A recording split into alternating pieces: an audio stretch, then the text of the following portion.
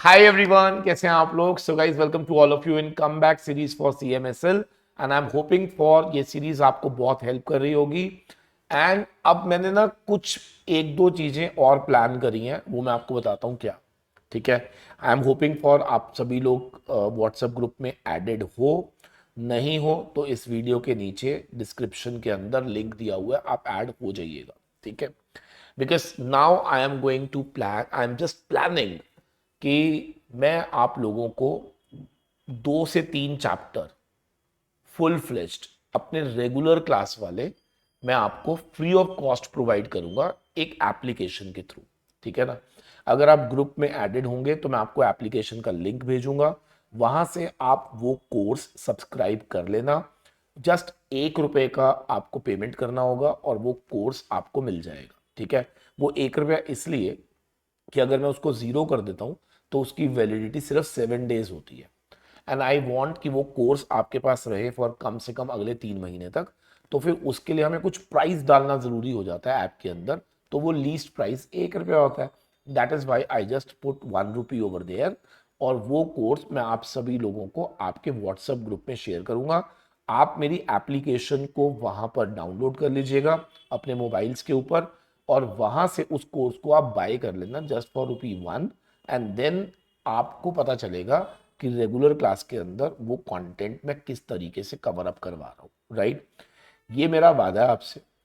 अगर आप मुझसे पढ़ते हो तो आपको मालूम होगा कि मैं किस तरीके से चीज़ों को कनेक्ट करवाता हूँ।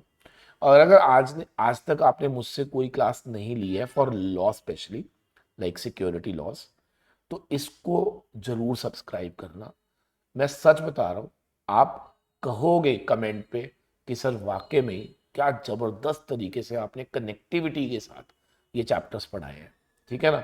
और तब आई एम श्योर कि आपको जो चैप्टर्स मैं दूंगा वो फुली अमेंडेड होंगे, और उसके अंदर कोई सा भी क्वेश्चन आ जाएगा ना तो आप बहुत बढ़िया तरीके से उसको कर जाओगे।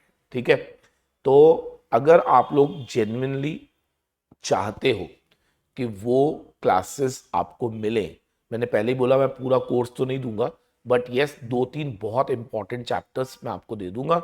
अगर आप उन चैप्टर्स को डिटेल में करना चाहते हो, इवन दो अगर आपने कहीं पे करा भी होगा तो भी मैं आपको बोलूंगा आप एक बार ही जरूर सब्सक्राइब करना। आपको पता चलेगा कि किस तरीके से वो सब चीज़ें आपको डिलीवर की जा रही है। ठीक है। और वो कैसे मिलेगी, मैंने पहले बोला डिस्क्रिप्शन में व्हाट्सएप ग्रुप का लिंक है, वो ज्वाइन कर लेना। वहीं पर मैं आपको क्लास का लिंक दे दूंगा, वहां से आपको सब्सक्राइब कर लेना। ठीक है जी। चलो बहुत बढ़िया। आइए स्टार्ट करते हैं अपना takeover code. Takeover code की क्लास नंबर 1 मैं ऑलरेडी ले चुका हूँ। आई एम होपिंग फॉर पहली क्लास में मैंने क्या कराया था, एक बारी फटाफट से मैं आपको रिवाइज करा देता हूँ। टेक ओवर कोड का ये जो चैप्टर है जिसका नाम था सेबी सास्ट रेगुलेशन 2011, ये बेसिकली कब लगता है, जब हमें ऐसा लगता है कि कोई पर्सन किसी कंपनी के शेयर्स, वोटिंग राइट या कंट्रोल को एक्वायर करने की कोशिश कर रहा है, तो वहां पर ये रेगुलेशन लग जाती है। और ये रेगुलेशन कहीं ना कहीं मैंडेट करती है एक्वायरर के लिए कि भैया अगर तेरे को एक्वायर करना है तो तुझे पब्लिक शेयर होल्डर्स को क्या एक एग्जिट अपॉर्चुनिटी देनी पड़ेगी। Right. So that is the whole sole intent of this chapter, right? That is to provide open offer to the shareholders. ठीक है ना। अब यहां पर हम लोगों को बेसिकली इस चैप्टर में क्या समझना है, वो अपना माइंड ट्रेन करो आप। पहला, इस चैप्टर की एप्लीकेबिलिटी क्या है, तो ये चैप्टर किस पे लगता है। ठीक है। और टारगेट कंपनी किसको बोलते हैं, ये मैं सब पहली क्लास में करवा चुका हूं, तो I am not going to repeat it. इसके अलावा कंट्रोल की डेफिनेशन क्या है, एक्वायरर कौन होता है, तो वो सब चीज़ें हमने लास्ट क्लास में कवर कर दी थी, हमने एप्लीकेबिलिटी पे भी बात कर ली थी। इसके बाद जो अनदर वेरी इंपॉर्टेंट क्वेश्चन जो इस चैप्टर में बनता है दैट इज कि हमें कितने तरह की ओपन ऑफर्स होती हैं। ठीक है। और कोई भी ओपन ऑफर जो हमें देनी है वो किस तरीके से दी जाती है, उसका प्रोसीजर क्या है, प्राइस क्या है। तो ये सारी बातें हम लोगों को इस चैप्टर में डिस्कस करनी है। तो आपको याद होगा मैंने आपको एक चीज बताई थी कि टोटल जो ओपन ऑफर्स आपको इस चैप्टर में देखने को मिलेंगी, सो दे आर बेसिकली लाइक, पहली ओपन ऑफर जो थी that was compulsory open offer, जिसको आपने रेगुलेशन 3 और 4 में पढ़ना था। फिर एक वॉलंटरी ओपन ऑफर है 6 में। फिर आपको एक कंडीशनल ओपन ऑफर पढ़नी है दैट इज 19। फिर आपको कंपीटिंग ओपन ऑफर पढ़नी है 20 में। ठीक है ना। तो ये है सारी ओपन ऑफर्स जो आपको पढ़नी है, राइट। फिर इसके बाद आपको पढ़ना है कि ओपन ऑफर कितना साइज होता है, प्रोसीजर क्या होता है, प्राइस क्या होता है, ठीक है ना, और कैसे कंसिडरेशन पे ऑफ करते हैं। ये सारी बातें इस चैप्टर में आपको पढ़नी है, राइट। क्या हम ओपन ऑफर विड्रॉ कर सकते हैं, एक्वायरर के ऑब्लिगेशंस क्या हैं, हमें किस तरह के डिस्क्लोजर्स देने पड़ते हैं, तो ये सारी बातें ये चैप्टर हमें बताता है, राइट। तो अगर आपको याद हो ना, तो मैंने रेगुलेशन 3 में आपको सब रेगुलेशन 1 और 2 लास्ट क्लास में करा दी थी, and I am hoping for आपको याद होगा।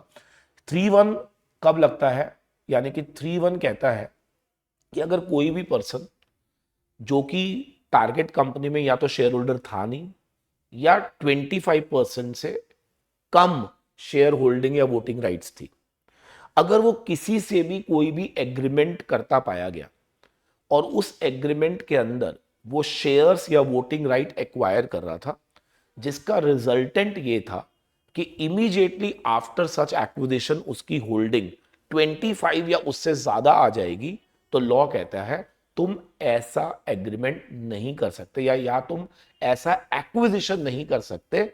एग्रीमेंट तो कर सकते हो, ऐसी एक्विजिशन नहीं कर सकते अनलेस अनलेस तू क्या देगा, पब्लिक अनाउंसमेंट करेगा for open offer up to 26%।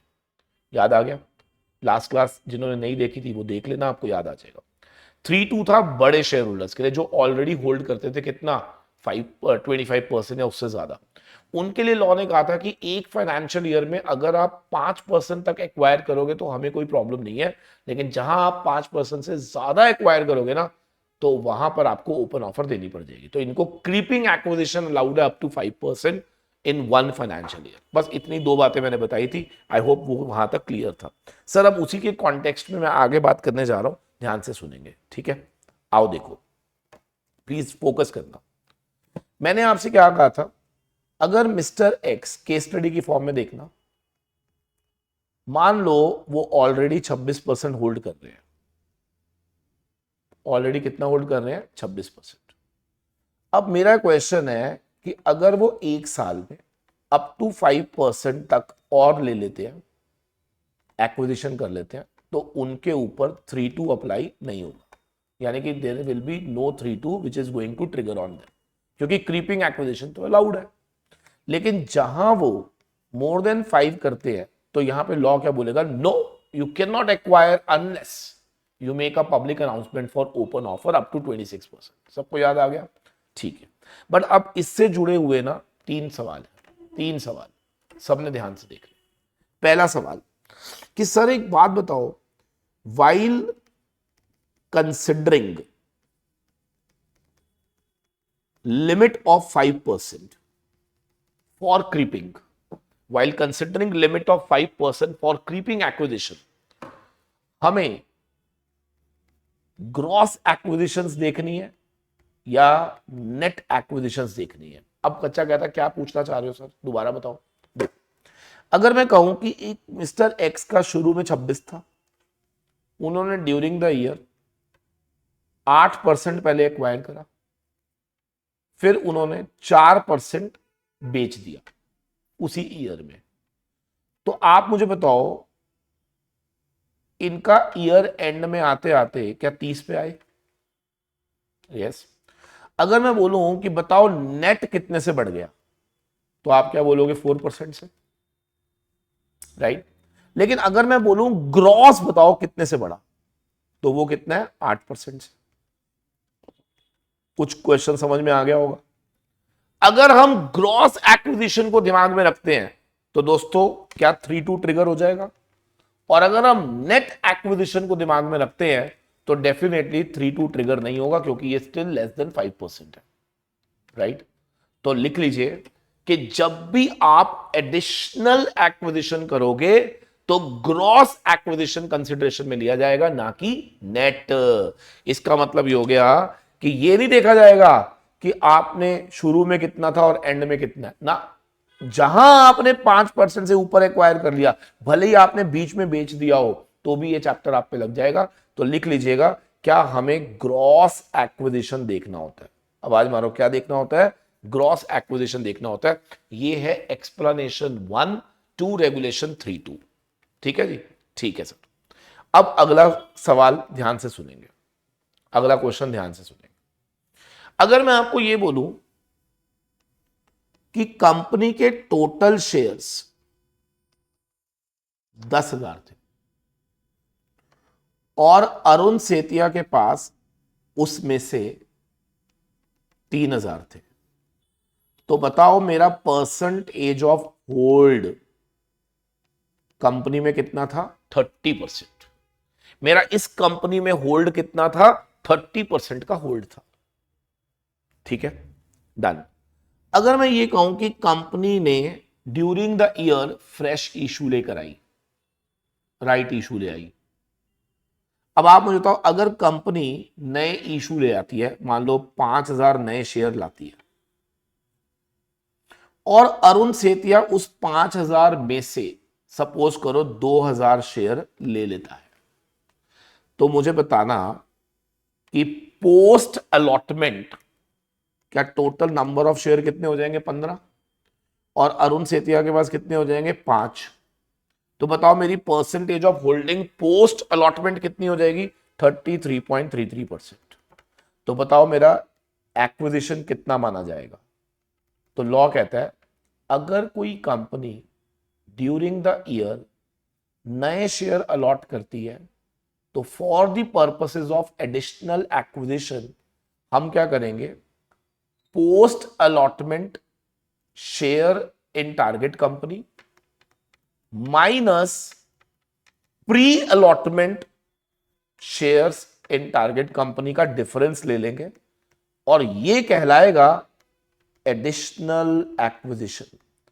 और अगर ये 5% तक है तो जा, तुझे छोड़ा, क्रीपिंग हो गया। लेकिन अगर ये 5 से ज्यादा हुआ तो क्या तुझ पर ये चैप्टर लग जाएगा। इसका मतलब ये एक्सप्लेनेशन 2 कब लगेगी बेटा?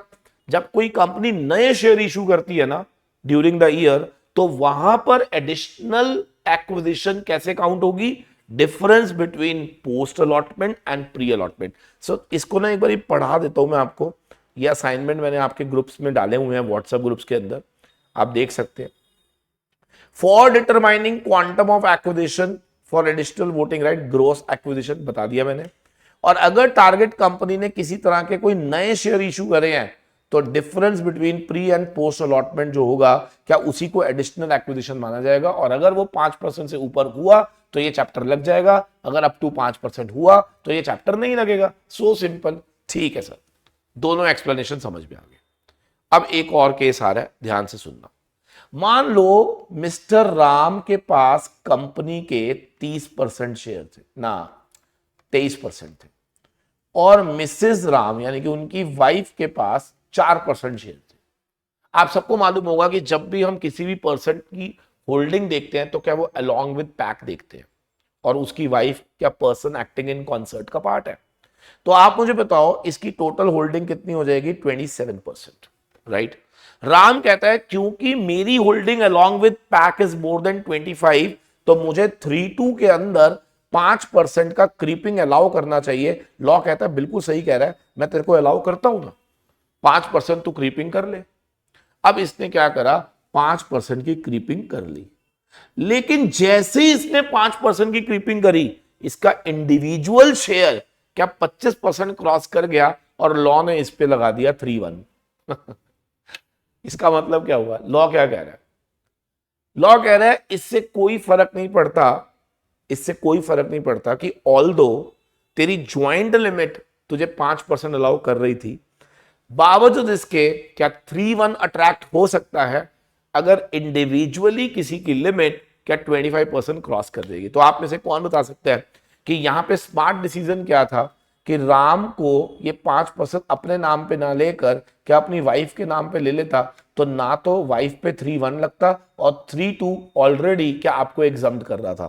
Yes sir. ये कहां लिखा हुआ है सर? सर ये लिखा हुआ है रेगुलेशन 3(3) में। पढ़ के देखो क्या लिखा है। Acquisition of share by any person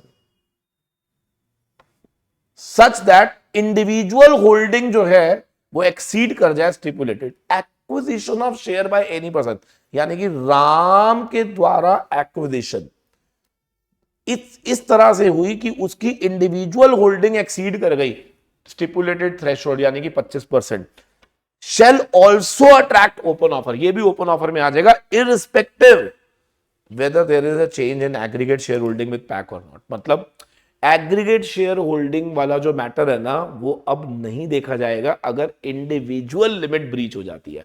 तो इसका मतलब आपको हमेशा याद रखना कि अगर आप 3-2 का बेनिफिट ले रहे हो तो आप 5% कर लो, लेकिन 5% करते समय अगर किसी की भी इंडिविजुअल लिमिट 3-1 वाली ब्रेक हो गई तो क्या उस पर फिर से ओपन ऑफर मैंडेट हो जाएगा, याद रखना। क्लियर हो गया?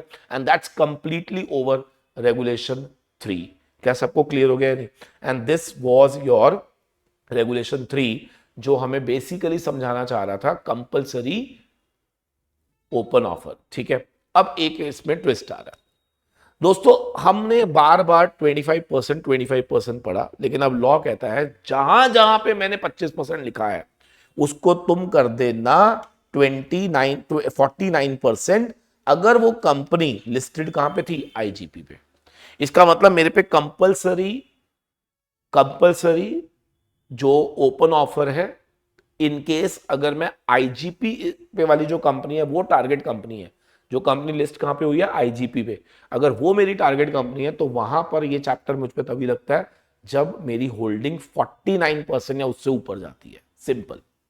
क्लियर है? तो जहां जहां पे 25 लिखा था वहां पे 49 लिख देना अगर कंपनी कौन सी हो? जो कि listed on IGP with public issue. ऐसा क्यों बोला? क्योंकि अगर company listed on IGP without public issue है दोस्तों, उस पर तो ये चैप्टर ही नहीं लगता, नॉन एप्लीकेबिलिटी आ जाती है। पहली क्लास याद होगी? यस। चलो बहुत बढ़िया। ऐसी रेगुलेशन 4 क्या कहता है पता है?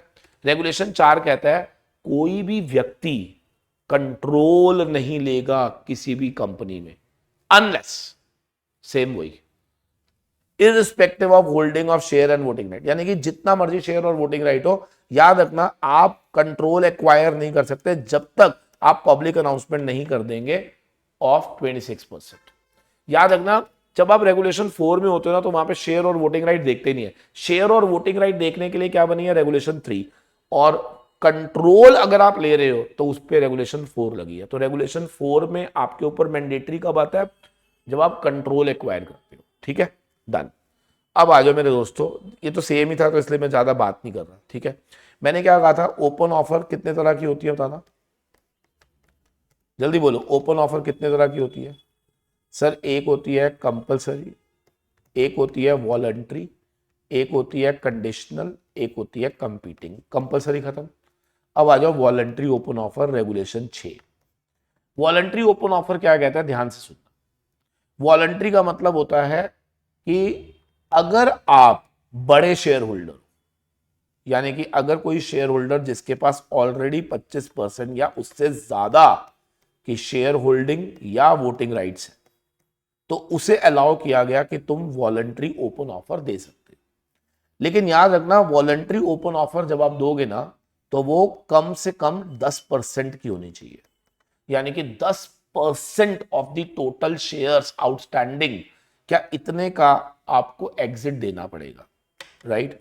लेकिन इसमें ना कुछ शर्तें हैं बेटा, कुछ शर्तें हैं, कुछ शर्तें हैं, ध्यान से सुनो। क्या लॉ कहता है कि जो आदमी वॉलंटरली, यानी कि उस पर मैंडेट नहीं था फिर भी वो ओपन ऑफर देना चाह रहा है रेगुलेशन 6 के थ्रू, अगर वो देना चाहता है तो याद रखना ओपन ऑफर का मतलब होता है कि आप एक्चुअल में बाय कर रहे हो, आप एक्चुअल में बाय कर रहे हो।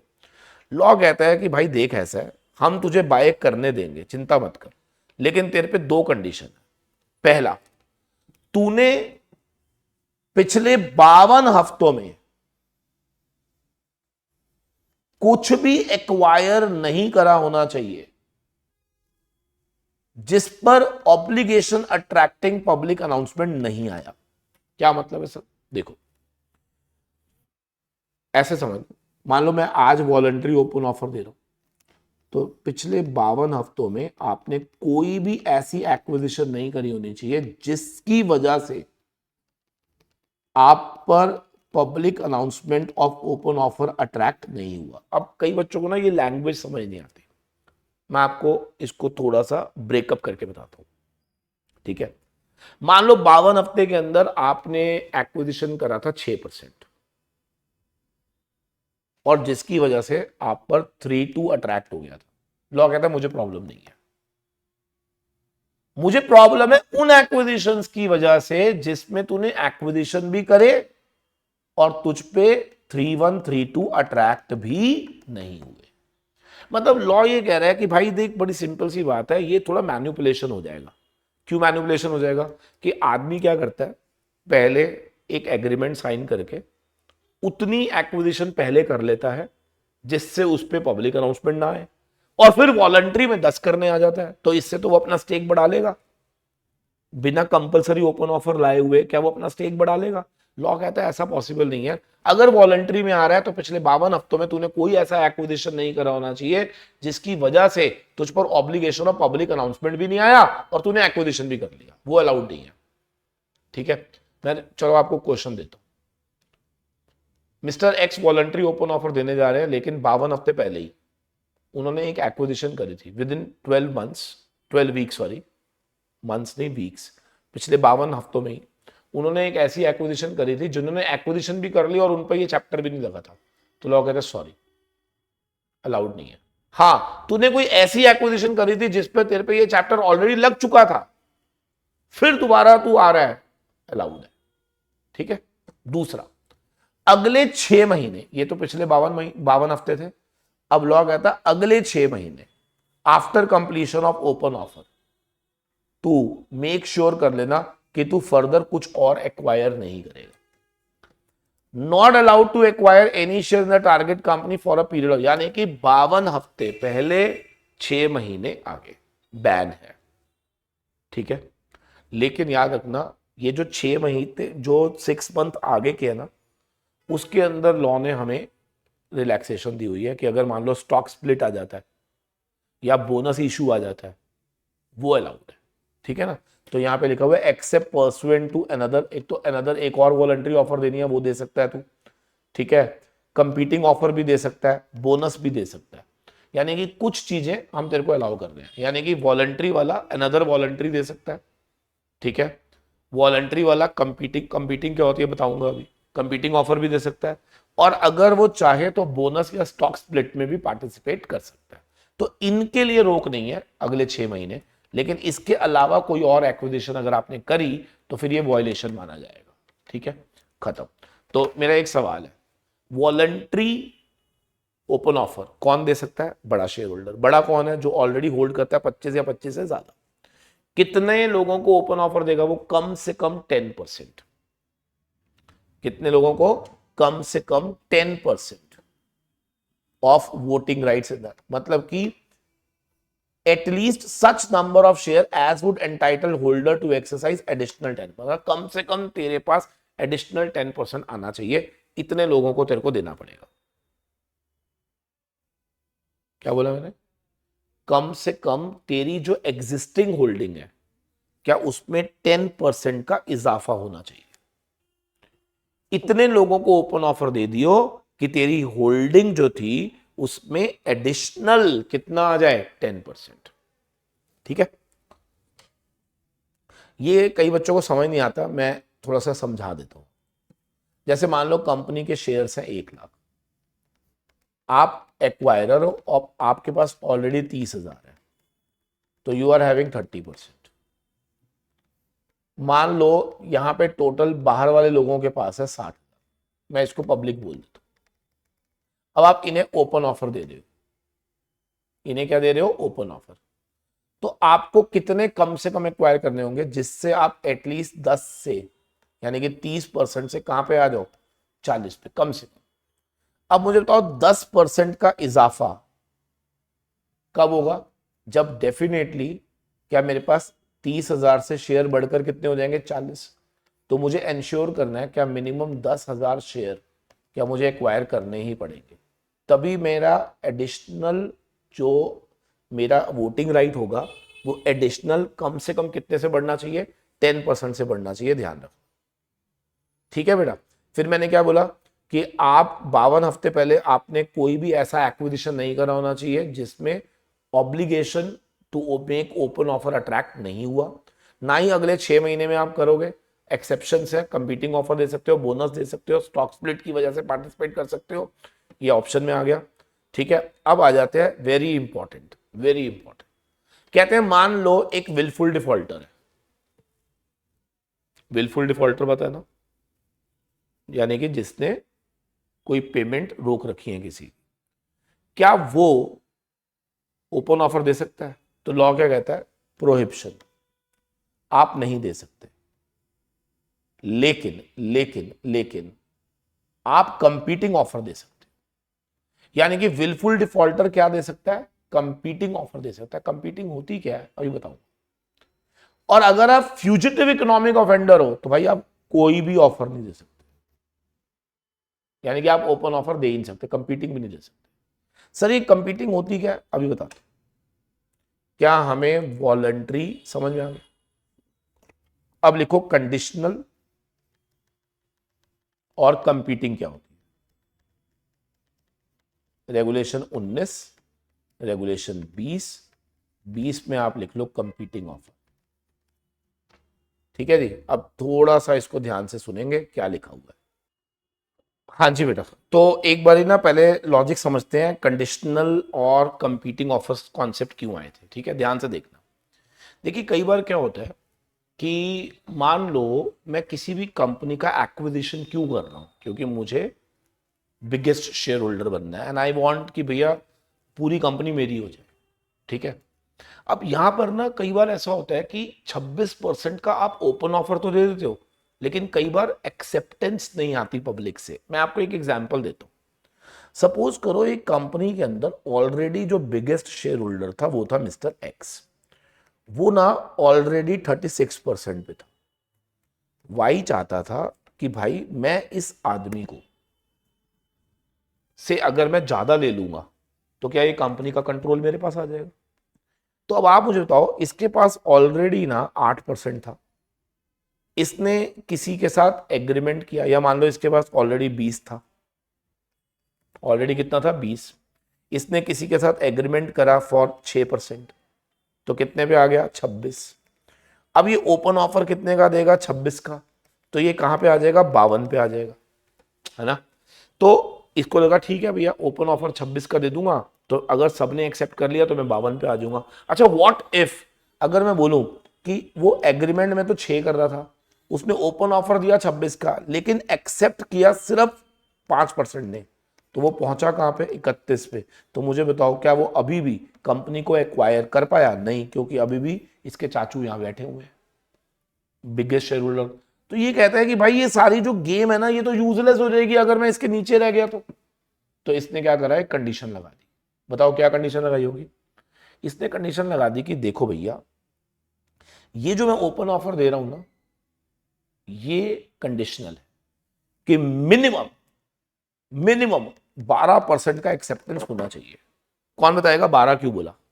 मैं दूंगा तो 26 को, लेकिन उस 26 में से कम 12% एक्सेप्ट कर लेंगे तो I will reach at 38% which is more than 36। तो क्या मेरा कंट्रोल आ जाएगा? यस और नो।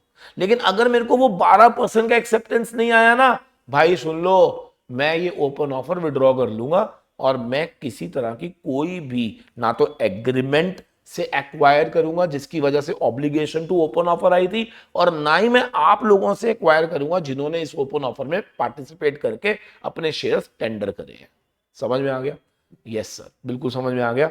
तो इसको बोलते हैं कंडीशनल ओपन ऑफर। लेकिन अब लॉ कहता है कि देखो भैया कंडीशनल ओपन ऑफर आप दे सकते हो, हमें कोई प्रॉब्लम नहीं है, लेकिन क्या ये आपको पहले से ही बताना पड़ता है ना। तो आइए पढ़ के देखते हैं रेगुलेशन नंबर 19 क्या कहती है। ध्यान से देखना।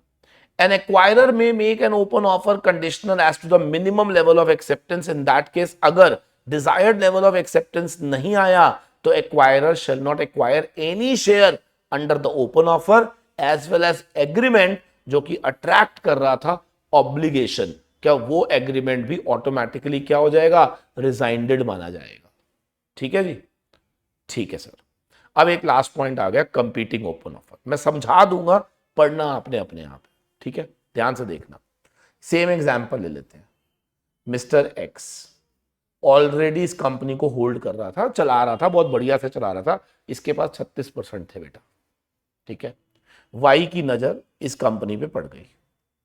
अब मिस्टर वाई की जब इस कंपनी पे नजर पड़ी तो उन्होंने क्या करा, उनके पास मान लो ऑलरेडी पड़ा हुआ था 20, उन्होंने एक्वायर करा 6, ही रीचेस एट 26 और उन्होंने कहा भैया मैं ओपन ऑफर देने जा रहा हूं और 26% की, तो वो कहां पहुंच जाएंगे, 52। अगर वो 52 पे पहुंच गए तो क्या मिस्टर एक्स तो बाहर हो जाएंगे। तो अब मिस्टर एक्स ने सेबी को बोला कि सर मुझे अपनी कंपनी बचाने के लिए अलाउ करो कि मैं भी इस आदमी को कंपीट करने के लिए ऑफर दूं। तो कंपीटिंग ऑफर हमेशा याद रखना कौन देगा, person other than acquirer. Person other than acquirer, यानी कि ये जो एक्वायरर है ना, ये तो ओपन ऑफर देगा, कंपीटिंग ओपन ऑफर जो देगा क्या वो person other than acquirer. Clear है, अपनी कंपनी को बचाने के लिए क्या वो कंपीटिंग ऑफर दे रहा है। अब यहां पे लॉ कहता है कि ये जो पर्सन कंपीटिंग ऑफर देगा ना, ये कितनी कंपीटिंग ऑफर देगा, that is important, that is important. तो अब आप मेरे को बताना कि कंपीटिंग ऑफर का साइज क्या होगा। ध्यान से देखना, देखो ऑलरेडी ये कितने पे है, 36 पे। इनको कम से कम उतना देना पड़ेगा कि ये इसके बराबर आ जाए। सोच के देखो, अब कितना देना, ध्यान से सुनो, उतना देना है कि ये इक्वल टू हो जाए किसके, एक्वायरर के existing plus agreement plus open offer, यानी कि 52 के बराबर आ जाए। तो इसको सॉल्व जब मैं करूंगा तो क्या कंपीटिंग ऑफर कम से कम बोल रहा हूं मैं, क्या हमें 16% की देनी पड़ेगी, ताकि जब 16% की कंपीटिंग ऑफर दूंगा तो क्या मैं इस आदमी के बराबर आ। तो वो कहता है कि कंपीटिंग ऑफर का साइज उतना होना चाहिए, एटलीस्ट उतना होना चाहिए कि आप इसकी एक्वायरर की existing plus acquisition under agreement, जिसकी वजह से ऑब्लिगेशन टू पब्लिक अनाउंसमेंट आया था, प्लस जो पब्लिक अनाउंसमेंट की वजह से ओपन ऑफर है, सारा मिलाकर बराबर होना चाहिए। इतना आपको देना पड़ेगा। अगर आप इतना दे दोगे तो आप अपनी कंपनी को बचा सकते हो। That is competing offer. एक बार खुद से पढ़ लीजिएगा, ठीक है। I am hoping for clear to everyone. Can we log this? Everybody, come on. Can we log this? Can we log this? Yes, sir. चलो मैं पढ़ा ही देता हूं यार, तुम भी क्या याद करोगे। देखो क्या लिखा है, upon public announcement of an open offer for acquiring share by the target company being made by any person, the other than acquirer who made such public announcement shall be entitled. Other than acquirer who made public announcement shall be entitled to make a public announcement. वो भी other than acquirer आदमी भी public announcement कर सकता है। कितने दिनों में, 15 दिन में, from detailed public statement by the, यानी कि जिस दिन एक्वायरर ने डिटेल्ड पब्लिक स्टेटमेंट करी होगी उसके 15 दिन के अंदर अंदर आप भी काउंटर ऑफर कर सकते हो, कंपीटिंग ऑफर दे सकते हो। कितनी दोगे वो मैंने बता दिया, लेकिन याद रखना कंपीटिंग ऑफर कंडीशनल नहीं होनी चाहिए जब तक ओरिजिनल ऑफर कंडीशन, यानी कि अगर कंडीशनल, अगर ओरिजिनल ऑफर कंडीशनल है तो कंपीटिंग भी क्या हो सकती है, कंडीशनल हो सकती है, याद रखना, नहीं तो कंडीशनल नहीं हो सकती, ठीक है जी। And that's all, that's all. तो ये प्लीज सारे रेगुलेशन जो मैंने आज पढ़ाए हैं, 3, 4, 6, 19, 20, ये सारे ओपन ऑफर आज पढ़ लीजिएगा। कई बार पेपर में आ सकता है kind, what are the types of open offer, ठीक है। मैं आपको एक क्वेश्चन दे रहा हूं, सबने आंसर जरूर देना है, ठीक है। क्वेश्चन लिख लो। पहला क्वेश्चन है मेरा, एक आदमी ऑलरेडी 26 पे था, ठीक है, और उसने 9% एक्वायर करा और 5% बेच दिया, तो उसका एंड में 30% आ गया, ठीक है। क्वेश्चन ये है कि क्या इसके ऊपर public announcement to open offer mandatory आएगी या नहीं आएगी, एज पर 3(2). रीजन के साथ बताना यस और नो। दूसरा क्वेश्चन सुन लीजिए, दूसरा क्वेश्चन सुन लीजिए। अगर मैं ये कहूं कि हमारे कंपनी के 10,000 शेयर थे टोटल और मिस्टर एक्स के पास मान लो 4,000 शेयर थे, कंपनी ने नए शेयर इशू करे हैं 5, ठीक है, और मिस्टर एक्स के पास आफ्टर इशू 8,000 शेयर हो गए, ठीक है। इसके टोटल कंपनी के हो गए 15 और मेरे हो गए 12। क्या मेरे पे public announcement to open offer आएगा या नहीं, ठीक है। और उससे पहले मुझे बता देना एडिशनल एक्विजिशन कितनी होएगी, एडिशनल एक्विजिशन कितनी होएगी ये बता देना, और क्या मुझे पब्लिक अनाउंसमेंट करनी है या नहीं करनी ये बता देना। तीसरा प्रश्न भी सुन लो। राम या मिस्टर एक्स के पास थे 23% और उस पर्सन एक्टिंग इन कॉन्सर्ट यानी कि पैक के पास थे 2% या 3%। ठीक है, अब अगर मैं कहूं कि जो भी पैक था, पैक को ले लेते हैं, चलो मिसेज एक्स ही ले लेते हैं, इजी करते हैं आपके लिए। ठीक है, क्योंकि मैंने अभी पैक बताया नहीं है कौन कौन आता है। तो अगर मैं कहूं कि मिसेज एक्स ने 4% और एक्वायर करे तो क्या उस पर ओपन ऑफर ऑब्लिगेशन आएगा या नहीं आएगा ये भी बता देना। ठीक है जी, चलो thank you very much, God bless you all, bye bye, मिलते हैं आपको नेक्स्ट क्लास में।